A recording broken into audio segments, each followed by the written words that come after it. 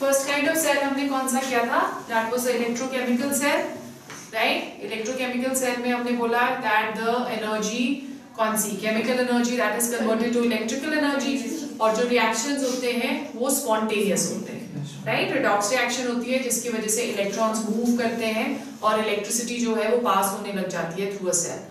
Over here the second type of cell जो कि हम आज डिस्कस करेंगे उसको हम इलेक्ट्रोलिटिक सेल बुलाते हैं। इलेक्ट्रोलिटिक सेल में जो प्रोसेस होता है that is known as electrolysis, ठीक है? इलेक्ट्रोलिटिक सेल में क्या होगा कि इलेक्ट्रिकल एनर्जी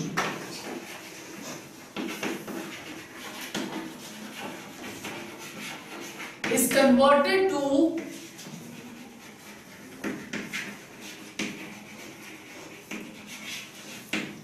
chemical energy, ठीक है?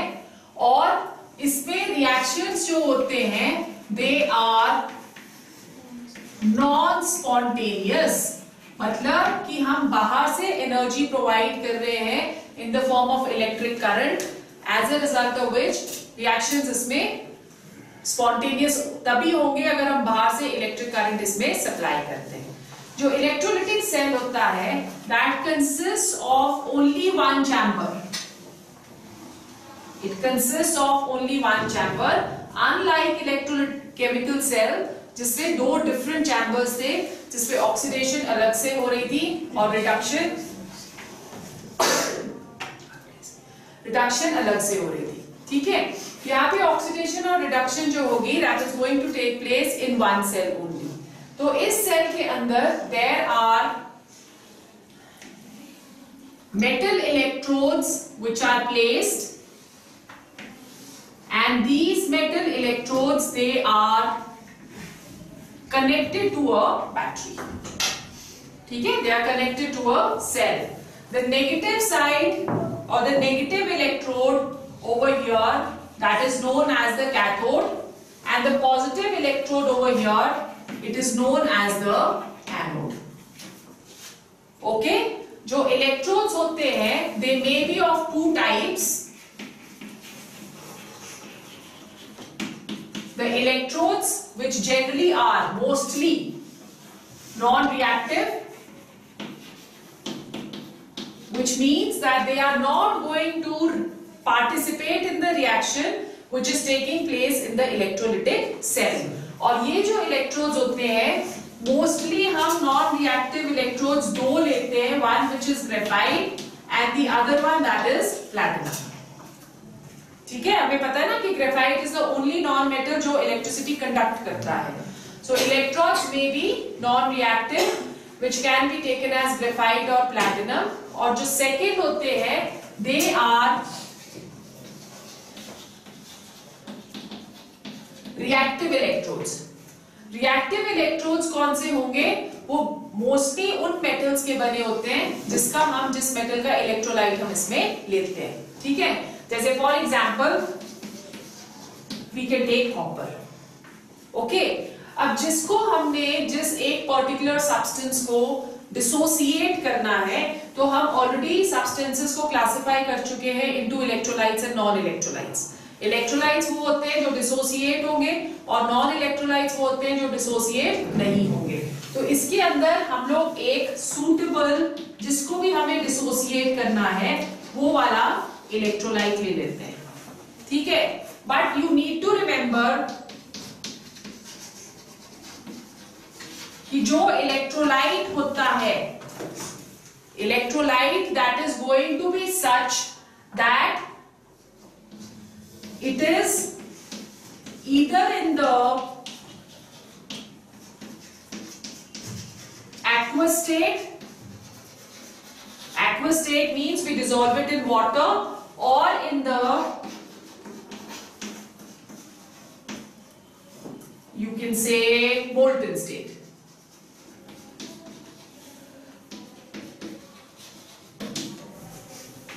ठीक है? अगर हम सॉलिड स्टेट में इलेक्ट्रोलाइट लेंगे the reaction will not take place. So either हमारा जो इलेक्ट्रोलाइट है वो होना चाहिए molten state में या होना चाहिए aqueous state में, ठीक है? Only then it is going to dissociate into ions.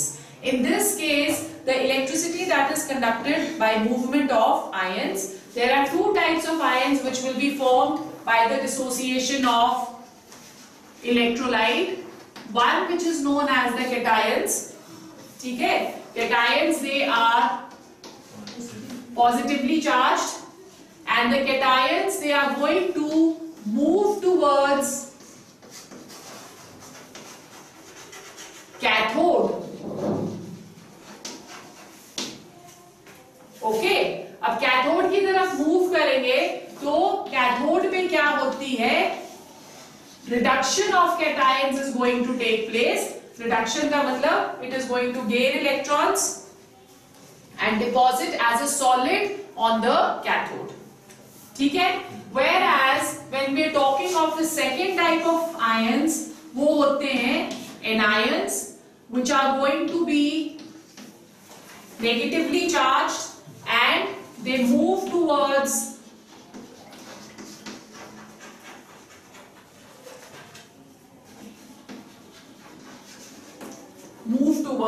anode, right? और एनोड पे क्या होगी, इनकी oxidation, that is loss of electrons is going to take place and the anions are liberated towards the anode. ठीक है. सो ये एक electrolytic cell है और इलेक्ट्रोलिटिक सेल में हम लोग एक सेट ऑफ लॉज फॉलो करते हैं which is known as the Faraday's laws. What are these Faraday's laws?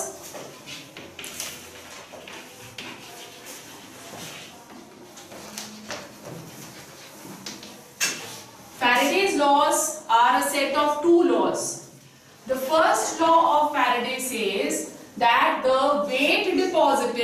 weight of substance deposited at the anode or at the electrode, लिख लो, at the electrode depends upon the charge flowing through the cell.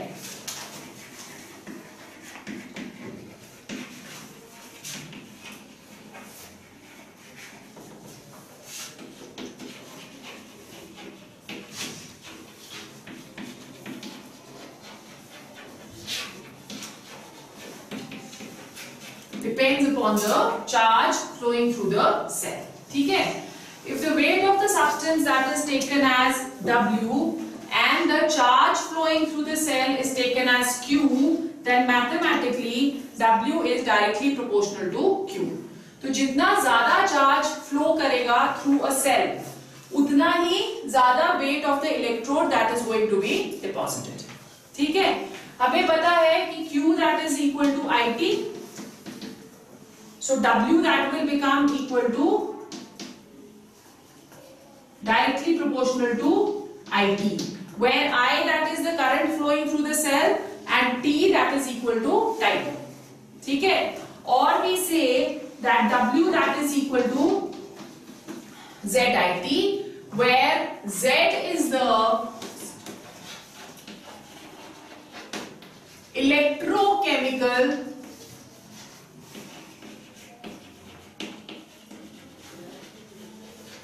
equivalent. Z that is known as the electrochemical equivalent, and it may be defined as, if we say that the current flowing through the cell is 1 ampere, right, and the time that is equal to 1 second, then W that becomes equal to Z according to this equation. I is 1, T is 1, so W will become equal to Z. तो define करो क्या होता है electrochemical equivalent. It is the weight deposited. It is the weight deposited at the electrodes when 1 ampere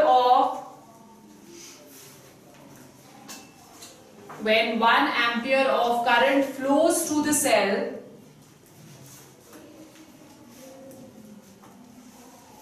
in 1 second. ठीक है. So अब according to this हम लोग weight deposited calculate कर अगर हमें पता है कि करंट जो है दैट इज कितना करंट फ्लो कर रहा है कितने टाइम में, ठीक है, तो Z की वैल्यू हम कैसे फाइंड करते हैं, Z that is equal to atomic wait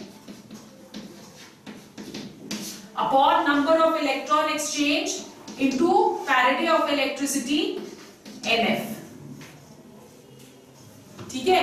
so atomic weight of the substance, जैसे हमको कॉपर दिया गया है और कॉपर का हमको वेट डिपॉजिट कितना हुआ है वो कैलकुलेट करना है, तो यहाँ पे हम एटॉमिक वेट ऑफ कॉपर लेंगे और नीचे हमने n ले लिया, नंबर ऑफ इलेक्ट्रॉन एक्सचेंज, और ये Faraday of electricity, 1 Faraday of electricity we know that is equal to 96500 coulomb, ठीक है। So putting the value of Z over here, what will we get, W is equal to atomic weight को मैं m ले लेती हूं, ठीक है, m upon NF into I into T. So this is how we can calculate the weight deposited. Then the second law of Faraday is if we connect this thing in series, two cells in series, ठीक है, two electrolytic cells in series. series का मतलब क्या होता है कि positive से आगे नेगेटिव, ठीक है, उसी तरह से एक का पॉजिटिव और दूसरे का नेगेटिव. सो सीरीज में हमने सेल्स कनेक्ट करे हैं और दोनों सेल्स में डिफरेंट इलेक्ट्रोलाइट्स लिए. ओके, तो जब हम दोनों सेल्स में डिफरेंट इलेक्ट्रोलाइट्स लेते हैं, then according to Faraday's law,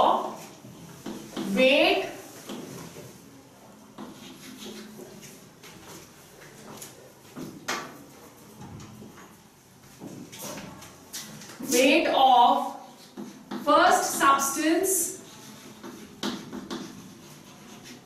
deposited upon weight of second substance deposited,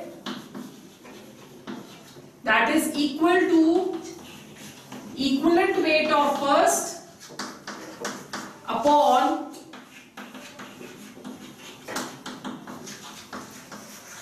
equivalent weight of second. Weight of first substance deposited upon weight of second substance deposited is equal to equivalent weight of first upon equivalent weight of second. Equivalent weight हमने already देख लिया था first second वाले chapter में कि हम कैसे calculate करते हैं, एसिड्स का कैसे करते हैं और उसका कैसे करते हैं, बेसिस का कैसे करते हैं, सॉल्ट्स का कैसे करते हैं. तो अगर इसमें हमको दोनों के इक्विवेलेंट वेट पता हो, ओके, और हमें वेट ऑफ फर्स्ट सब्सटेंस पता हो, तो हम वेट ऑफ सेकंड सब्सटेंस इससे कैलकुलेट कर सकते हैं. Okay, also Faraday suggested to us a very important thing. क्या थी वो कि अकॉर्डिंग टू फैराडे अगर हम लोग बाय चांस हम कुछ से कैलकुलेट करना चाह रहे हैं कि हमने कुछ एक इलेक्ट्रोलाइट लिया, राइट, अब उस इलेक्ट्रोलाइट में उस मेटल को, जो उस इलेक्ट्रोलाइट के अंदर मेटल है, उसको डिपॉजिट करने के लिए कितना चार्ज चाहिए, वो हमको कैलकुलेट करना है. तो वो हम कैसे कैलकुलेट करते हैं? अकॉर्डिंग टू फैराडे कि he said that 1 Faraday of charge is required for 1 mole of electron exchange. ठीक है, जैसे फॉर एग्जाम्पल अगर हम हाइड्रोजन ले रहे हैं H positive, right, H positive that gains 1 electron to give us hydrogen. यहाँ पे we are seeing that 1 mole of electron is required. तो हाइड्रोजन डिपॉजिट करने के लिए 1 mole of electron exchange is taking place.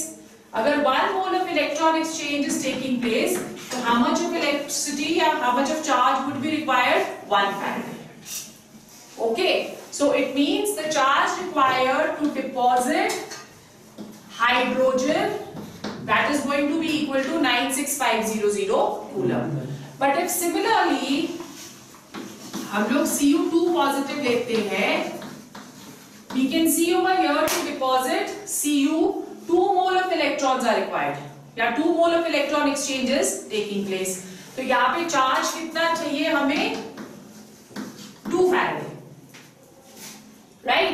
So that will be equal to how much? 96500 into 2 coulombs. ठीक है. Similarly, अगर हम Al3 पॉजिटिव ले रहे हैं तो 3 electron exchange is taking place to deposit aluminium.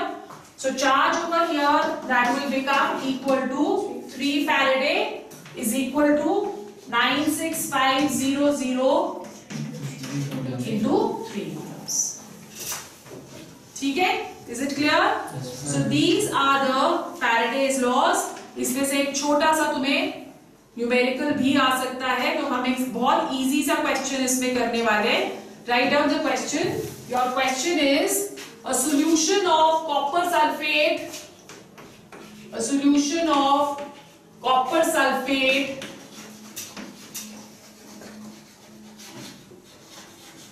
is electrolyzed for 10 minutes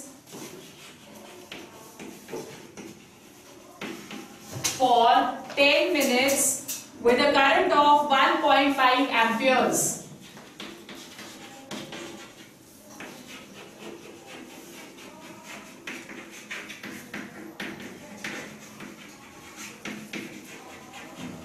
With a current of 1.5 amperes, calculate the mass of copper deposited at the cathode. Calculate the mass of copper deposited at the cathode. ठीक है? So यहाँ पे हम Faraday का first law लगाएंगे. W that is equal to ZIT, right? And Z we said that is equal to atomic mass upon NF into I into T. ठीक है? Atomic mass of copper that is equal to 63.5. Current flowing कितना उन्होंने दिया है? 1.5. और time कितना दिया है उन्होंने? 10 minutes. Minutes have to be converted into seconds. So 10 into 60. Okay. Divided by copper में 2 electron exchange होता है ना? So 2 into 96500. Right? तो जब हम इसको कैलकुलेट करेंगे, it comes to 0.296 grams. So इस तरह से एक सिंपल सा क्वेश्चन जो है वो आपको आ सकता है. ओके.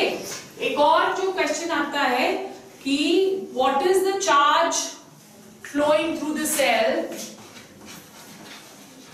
या what charge is required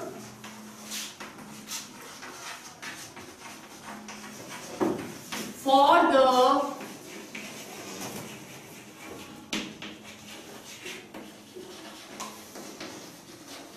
following reactions. Okay, reaction हमको दी हुई है. The first reaction given to us is Al3 positive plus या Al3 positive to Al, right? Second reaction हमें दी है MnO4 negative to Mn2 positive. Now in both the cases हमें क्या करना है? We have to calculate the electron exchange. जब हम Al3 positive से Al में जा रहे हैं तो 3 electron exchange हो रहा है ना? So इसके मतलब चार्ज हमें कितना चाहिए? 3 Faraday. या अगर उन्होंने coulombs में पूछा है तो चार्ज हमें कितना चाहिए? 3 into 96500 coulomb. In this case हमें पहले इलेक्ट्रॉन एक्सचेंज कैलकुलेट करना पड़ेगा. किस बेसिस पे? On the basis of redox reactions. आपने 11th में करी है तो हम यहाँ पे इलेक्ट्रॉन एक्सचेंज फाइंड करते हैं. In this MnO4 negative that is converting to Mn2 positive. Let's calculate the oxidation number of manganese over here. आता है ना? X plus ऑक्सीजन का क्या होता है? -2. 4 2s are 8. So this is going to be x minus 8 that is equal to -1. So x becomes equal to 7. ठीक है? So यहाँ पे ऑक्सीडेशन स्टेट मैंगनीज की है +7. अब ये +7 से +2 जा रहा है, तो 7 - 2 that is equal to 5 electron exchange, और ये रिडक्शन हो रही है because there is decrease in oxidation number.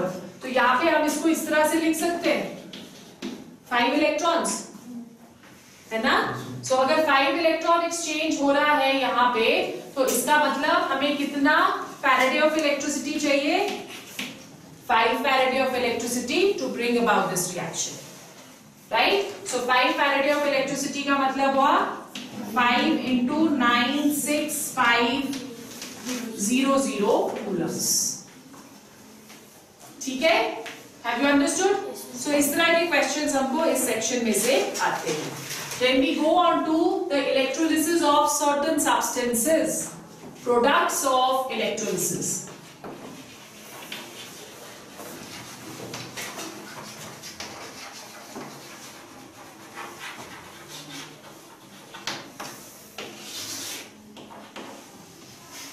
Products of electrolysis, हम थोड़े से different electrolytes लेंगे और उसकी हमने products देखनी है, ठीक है, in the electrolytic cell.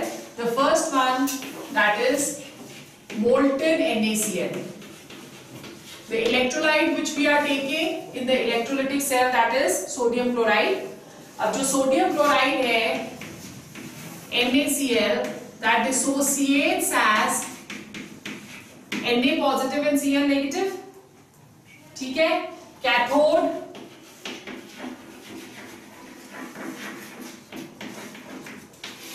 Cathode पे जो रिएक्शन होगी, reduction reaction, Na positive +1 electron to get Na, और एनोड पे जो रिएक्शन होगी that is going to be oxidation reaction. So यहाँ पे Cl negative -1 electron to give us Cl, ये आपको आ सकता है ऐसा, अच्छा, किसी भी एक इलेक्ट्रोलिटिक सेल का Cl plus Cl to give us Cl2. Over here there are two reactions which are taking place. The first reaction is the primary reaction, ठीक है, and the second reaction is the secondary reaction, ठीक है, clear हो गया? Okay, अब हम लोग molten NaCl की जगह एक्वस NaCl लेते हैं, राइट। एक्वस NaCl में हमारे पास NaCl is dissolved in water, so दो डिफरेंट उसकी डिसोसिएशन होगी, एक होगी NaCl की give us Na positive plus Cl negative, right, और वाटर भी डिसोसिएट करता है to give us H positive and Cl negative. अब यहाँ पे आप रिएक्शन में देख रहे हो कि there are 2 cations and there are 2 anions. तो कैथोड पे both the cations they are going to run towards the cathode, that is Na positive is going to gain 1 electron to give us Na. In a similar manner, H positive will gain an electron to give hydrogen. अब कौन सी reaction इसमें feasible होगी वो हमको देखना है। जब हम E0 वैल्यूज देखते हैं, जो डेपोजिशन होता है किसी भी एक सब्सटेंस का किसी इलेक्ट्रोड के ऊपर, तो वो उसकी किसके ऊपर डिपेंड करेगा, E0 वैल्यू के ऊपर, right. E0 value for sodium that is given as -2.71 volt and E0 value for hydrogen that is given as 0 volt, right। अगर आप इलेक्ट्रोकेमिकल सीरीज हमने पढ़ी थी उसके बारे में सोचेंगे तो इलेक्ट्रोकेमिकल सीरीज में हमने बोला था कि जिसकी ज्यादा नेगेटिव वैल्यूज होती है उसमें टेंडेंसी रहती है टू गेट ऑक्सीडाइज्ड, है ना। जिसकी ज्यादा नेगेटिव वैल्यू होगी that is a good reducing agent. तो रिड्यूसिंग एजेंट का मतलब हुआ वो सेल्फ ऑक्सीडाइज होगा, ओके। यहाँ पे हम देख रहे हैं कि ज्यादा नेगेटिव वैल्यू जो है वो सोडियम की है, तो सोडियम पे रिड्यूस होने के बजाय टेंडेंसी क्या है, ऑक्सीडाइज होने की, जब हम इन दोनों को कंपेयर करते हैं। राइट। सो कैथोड पे वही ज्यादा इजिली डिपॉजिट होगा which has a higher value of reduction potential. Higher value of reduction potential over here is that of hydrogen.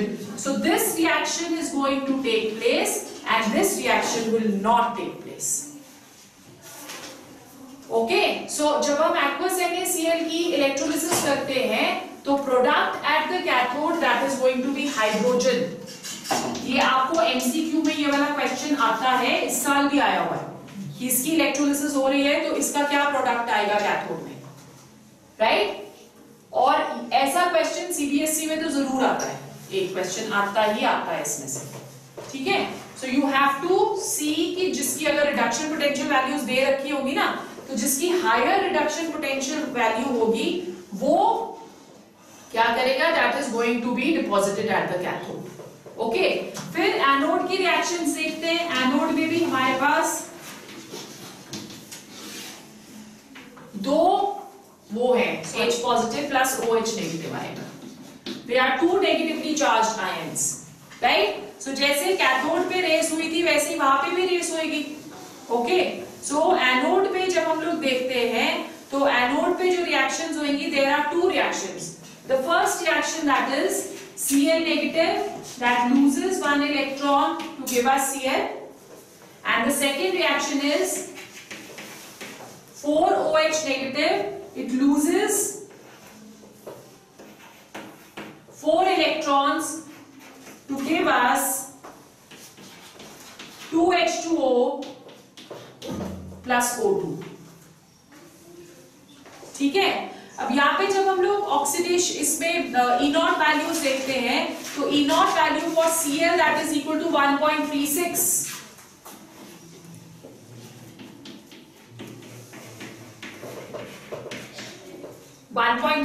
Volt, whereas जो नीचे वाले का है E0 that is 1.23 volt.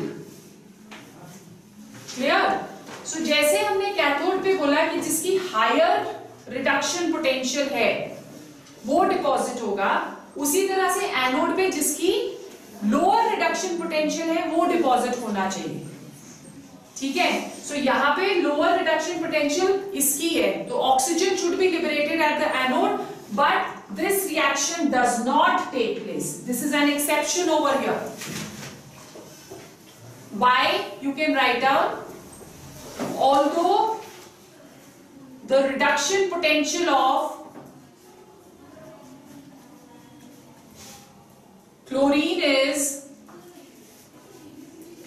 1.36 volts, 1.36 volts, and that of OH negative is 1.23 volts, still chlorine is liberated at the anode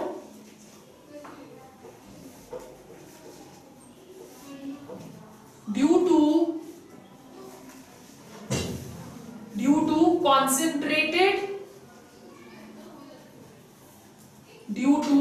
concentrated solution of NaCl, and secondly due to over voltage.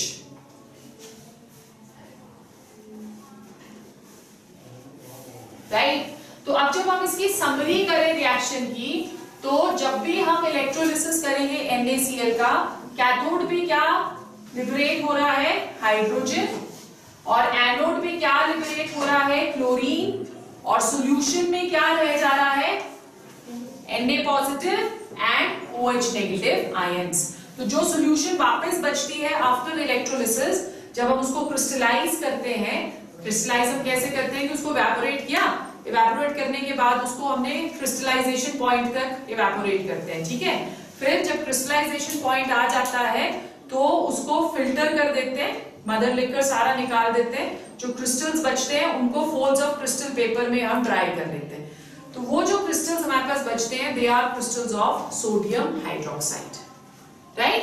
So you can get a 2-mark question like this also, कि what are the products of electrolysis of aqueous NaCl, So उसमें आपने answer कैसे लिखना है कि at cathode hydrogen is liberated, at anode chlorine is liberated, and in the solution Na positive and OH negative ions they remain back. Is it clear? Okay. The next we are going to do electrolysis of lead bromide.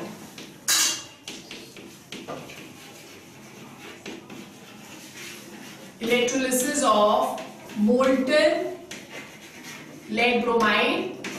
This is very simple. ठीक है, यहाँ पे again PbBr2 that is going to dissociate as Pb2 positive plus 2Br negative. Cathode reaction.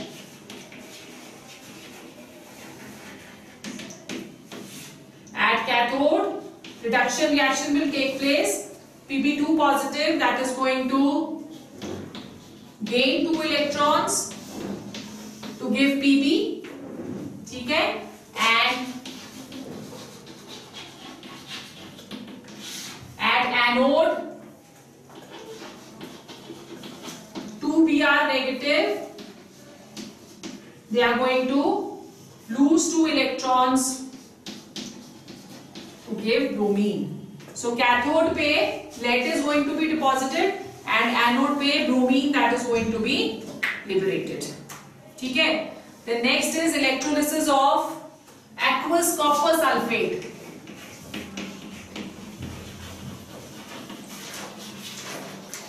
Electrolysis of aqueous copper sulfate using platinum electrodes.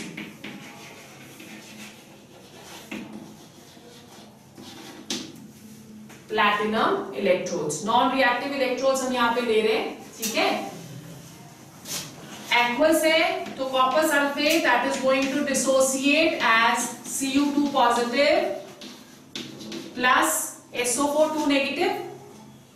ठीक है, and water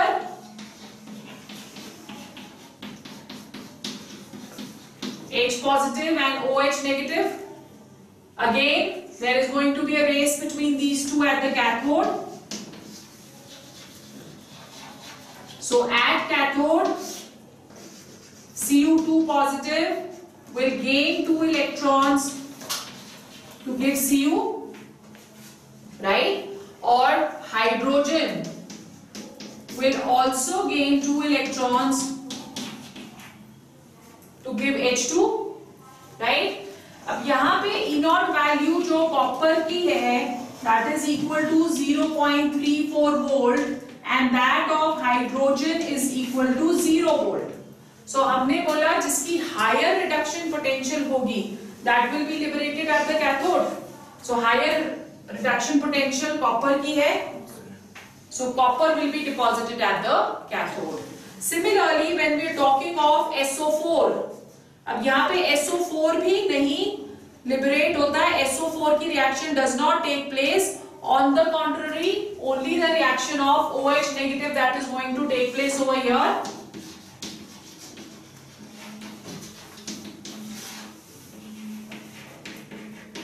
Four OH negative minus 4 electrons to give us 2 H2O plus O2. This is the reaction which is taking place at the anode and only oxygen will be liberated at the anode. तो products इसके क्या हो गए? Copper eight the cathode and oxygen eight the anode. ठीक है, अब यही reaction हम लोग करेंगे. ये हमने प्लैटिनम इलेक्ट्रोड्स लिए हैं, यही रिएक्शन हम करते हैं using copper electrodes.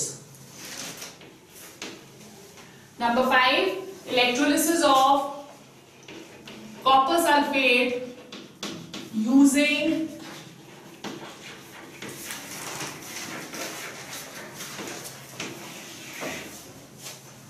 Copper electrodes. ठीक है, सो कॉपर इलेक्ट्रोड्स जब यूज करेंगे तो ऊपर वाली रिएक्शंस तो सेम हो जाएगी. Copper sulphate dissociates into Cu2 positive plus